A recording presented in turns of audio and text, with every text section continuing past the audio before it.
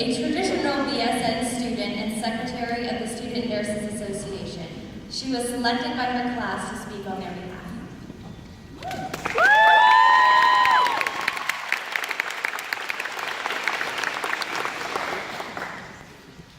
Sorry, I'm a little shorter. Good morning, President Shank, Dean Matthews, Dr. Hughes, distinguished faculty and guests. It is such a privilege and an honor to be before you today and speak on behalf of the 2015 Traditional Nursing Cohort. We've made it. As much as they tried to prevent it, we made it. We may have a few more wrinkle lines or shin splints from running up and down the hospital floors, but overall we made it out healthy and alive. Or so it seems until the chronic conditions begin about 10 years from now. We all know the hardships of this program, and if you don't already know them yourself, your friends and family sure do. Today, rather than speaking about those hardships, I'd like to reflect on some standout moments of this program and qualities that have made our cohort unique. These qualities were not only essential in nursing school, but I believe them to be transferable into the nursing profession. We've come a long way over the past 3 years, remembering back to our first clinical at Powhatan Nursing Home.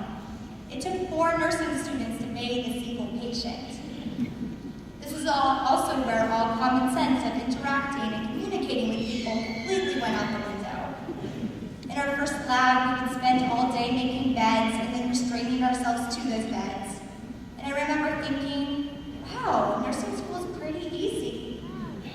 Fast forward 2.5 years, we're getting up at 4:45 for a 12-hour internship, coming home, writing a case study, practicing HESI questions, studying for a test, and writing a debate we all had the next day.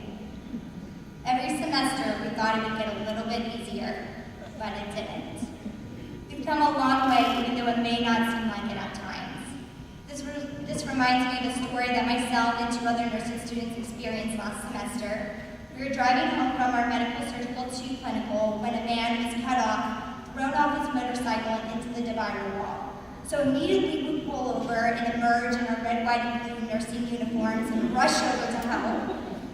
We were a little at loss of what to do because not only did we not have any supplies, but this is probably the most adrenaline-rushing situation we've had all semester, potentially all of nursing school. But nevertheless, we got down on our hands and knees, we applied pressure to those wounds, and we instructed him to lie still.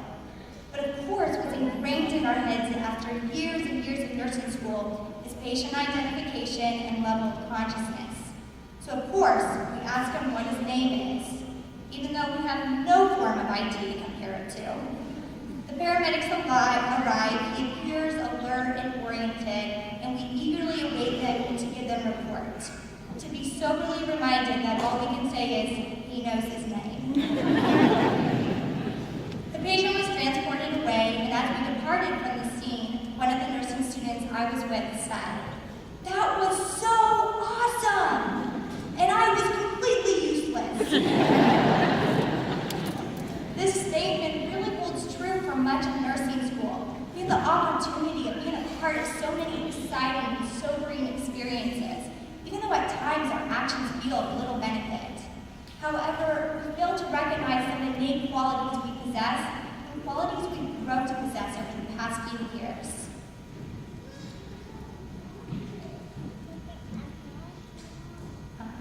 Sorry, lost my spot. Anyone can learn how to respond to a situation, but not everyone is willing to pull over to the side of the road to help someone. Not everyone is willing to be brave, to try something hard even though they're terrified. And not everyone is willing to meet opposition in order to advocate for someone else. As Martin Luther King Jr. once wrote, the function of education is to teach one to think intensively and to think critically. It's intelligence plus character. That is the goal of true education. Marymount's nursing program has taught us to think intensively and to think critically. However, it's been the unique qualities of our cohort that has enhanced my academic pursuit and our academic pursuit, challenged us in our practice, and supported us in our weaknesses. I've identified over the past 3 years tenaciousness, teamwork, advocacy, and altruism as 4 defining characteristics of our class. There is no doubt that the individuals within this program exhibit and embody tenaciousness. We have remained persistent and steadfast for many years in order to reach this goal.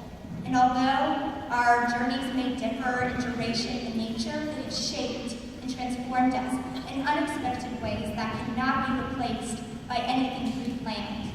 It's often those unanticipated life experiences that really shape us as individuals.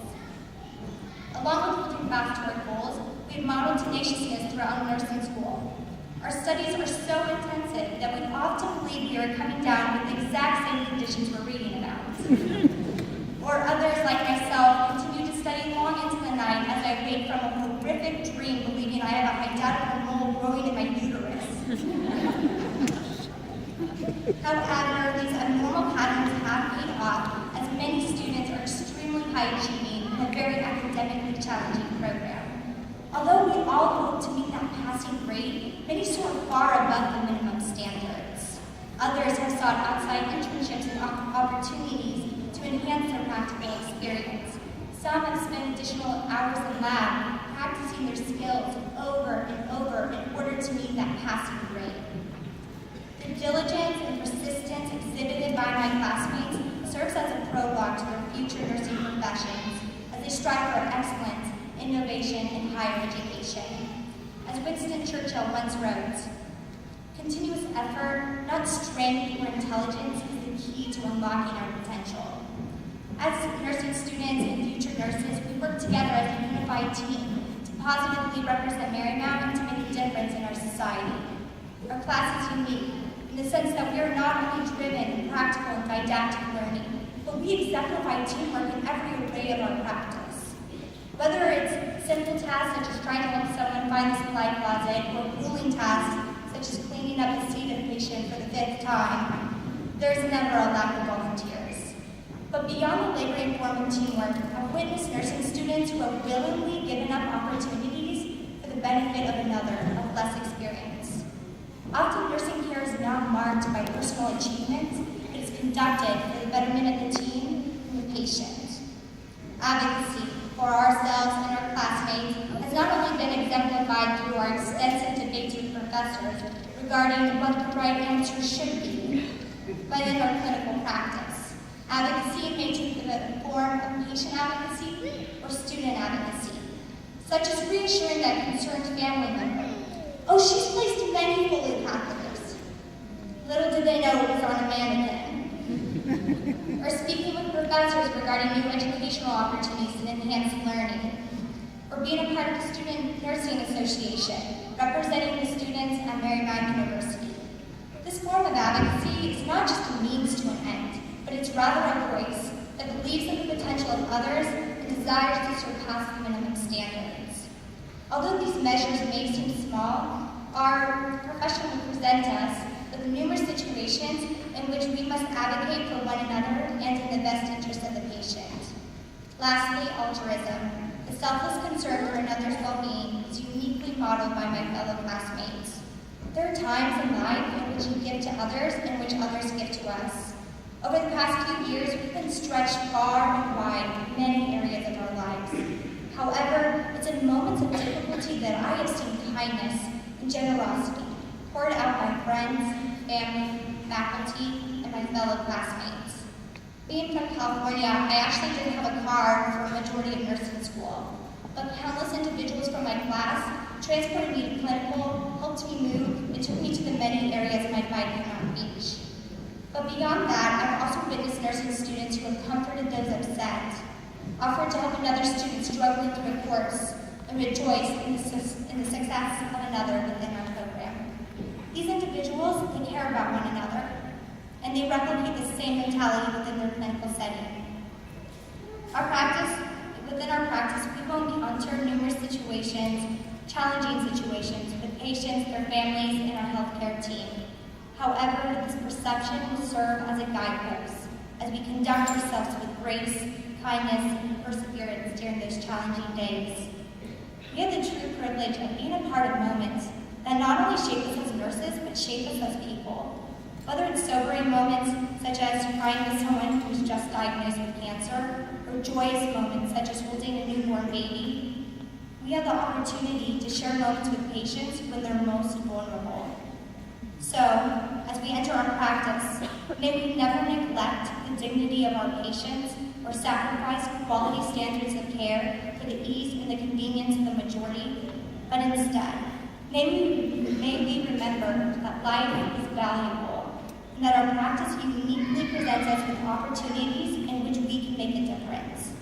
Reflecting on a quote by Ralph Emerson, life is about being useful, honorable, compassionate, having to make some difference that you lived and lived well.